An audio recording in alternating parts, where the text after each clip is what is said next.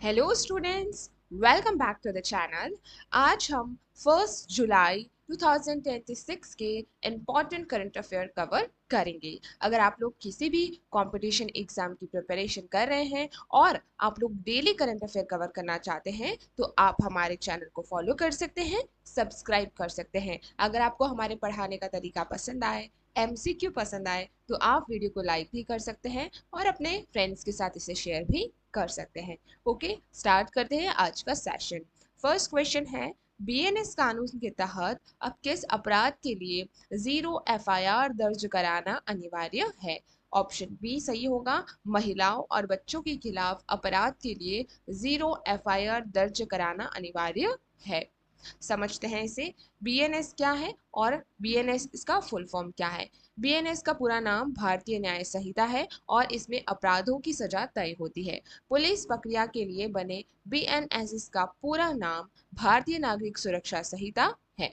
0 FIR का मतलब क्या है? जब कोई अपराध किसी थाने के क्षेत्र से बाहर होता है तब भी पुलिस को तुरंत केस दर्ज करना पड़ता है। इसी को 0 एफआईआर कहते हैं। 1 जुलाई 2024 से लागू हुए नए कानून बीएनएसएस की धारा 173 में पहली बार 0 एफआईआर को आधिकारिक रूप से कानूनी रूप दिया गया है। इस नए नियम के तहत 0 एफआईआर दर्ज होने के 24 घंटे के भीतर उस केस को संबंधित थाने में ट्रांसफर कराना अनिवार्य है। नए कानूनों के तहत अब कोई भी नागरिक थाने जाए बिना एफआईआर भी दर्ज करा सकता है। नेक्स्ट क्वेश्चन है। इस क्वेश्चन से पहले एक बहुत ही ज़रूरी इंफॉर्मेशन कि अगर आप लोगों को ये पीडीएफ चाहिए तो आप इसे सिर्फ 5 रुपीज़ में परचेज कर सकते हैं। कमेंट सेक्शन में आप लिख लेना कि मुझे पीडीएफ चाहिए, वहाँ आपको सारी डिटेल प्रोवाइड करवा दी जाएगी कि आप इस पीडीएफ को और रोज़ की पीडीएफ को कहाँ से परचेज कर सकते हैं। आप हमारे व्हाट्सएप ग्रुप में भी ऐड हो सकते हैं जहाँ पर आपको ईजिली वहाँ पर ये अवेलेबल हो जाएगी।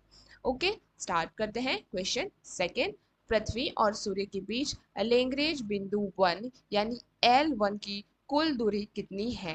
तो यहाँ आपका ऑप्शन बी 15 लाख किलोमीटर की दूरी है किसके बीच में? पृथ्वी और सूर्य के बीच में।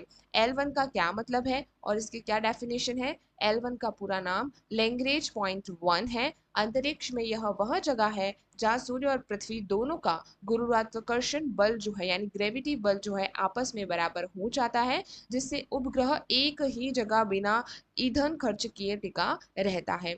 दूरी का अनुपात पृथ्वी से सूर्य की कुल दूरी लगभग 15 करोड़ किलोमीटर है, जिसका मतलब है L1 बिंदु पृथ्वी से सूर्य की तरफ केवल 1% दूरी पर है। हमारे सौर मंडल में ऐसे कुल 5 लैग्रेंज बिंदु है, L1, L2, L3, L4 and L5 मौजूद है, जहां भारत का आदित्य मिशन जो है वो L1 पर तैनात है।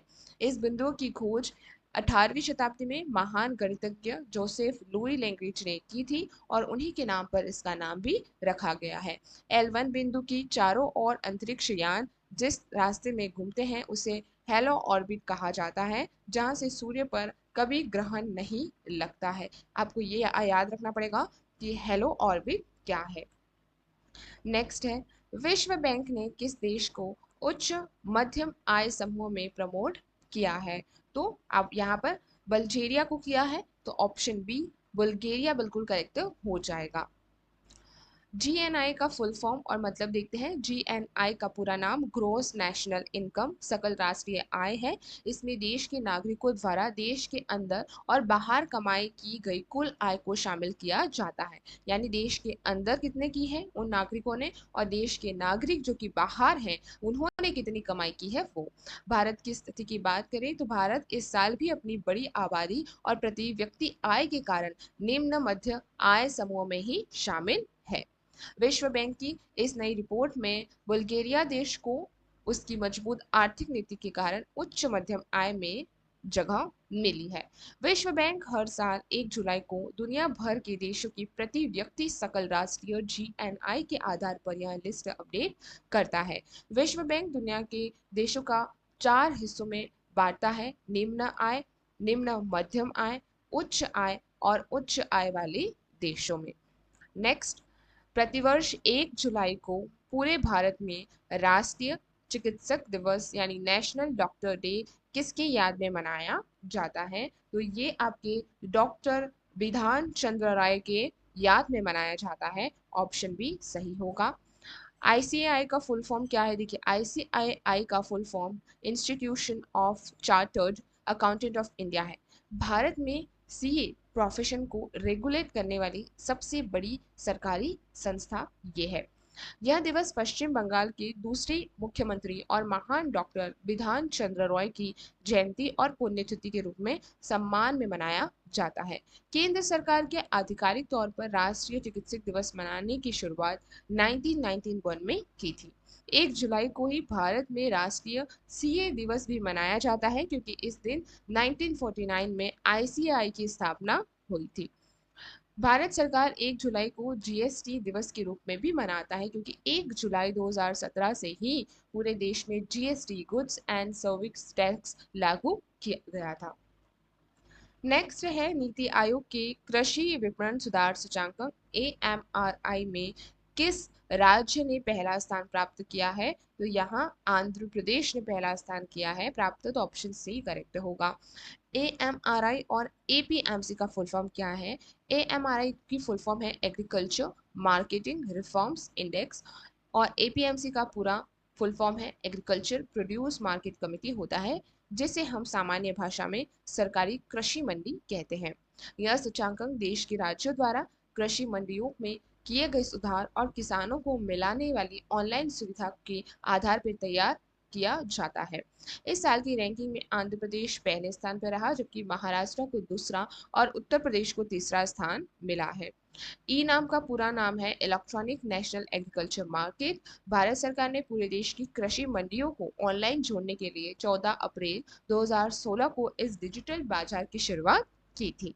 नीति आयोग ने वर्तमान उपाध्यक्ष सुमन बेरी हैं और उनके मुख्य कार्यकारी अधिकारी सीईओ बीबीआर सुब्रमण्यम है। नेक्स्ट क्वेश्चन है, संघाई सहयोग संगठन के वार्षिक शिखर सम्मेलन 2026 की अध्यक्षता कौन सा देश कर रहा है? तो ये चीन द्वारा हो रहा है, तो ऑप्शन बी सही होगा। एससीओ का फुल फॉर्म देखिए, इसकी पूरी फुल फॉर्म है संघाई कॉपरेशन ऑर्गेनाइजेशन। यह यूरेशिया, एशिया और यूरोप के देशों का एक बड़ा राजनीतिक, आर्थिक और सुरक्षा संगठन है। इस शिखर सम्मेलन में सुरक्षा, आर्थिक सहयोग और डिजिटल व्यापार को बढ़ावा देने पर मुख्य चर्चा हो रही है। संघाई सहयोग संगठन की स्थापना आधिकारिक तौर पर 15 जून 2001 को चीन के संघाई शहर में की गई थी। भारत और पाकिस्तान दोनों देश साल 2017 में काजाख्स्तान के अस्ताना शिखर सम्मेलन में इसके पूर्वकालीन सदस्य बने थे। संघाई सहयोग संगठन का स्थायी सचिवालय यानी मुख्यालय चीन की राजधानी बीजिंग में स्थित है।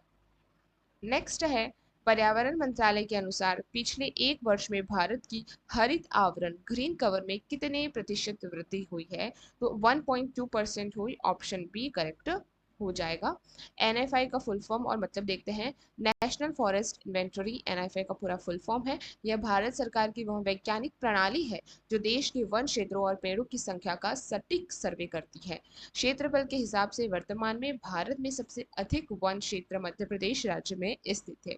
अपनी कुल भूमि के प्रतिशत के मामले भारत का मिजोरम राज्य सबसे अधिक वनों से घिरा हुआ है। राष्ट्रीय वन नीति 1988 के अनुसार देश के पर्यावरण संतुलन को बनाए रखने के लिए कुल भूमि के कम से कम 33% हिस्से पर वन होना जरूरी है।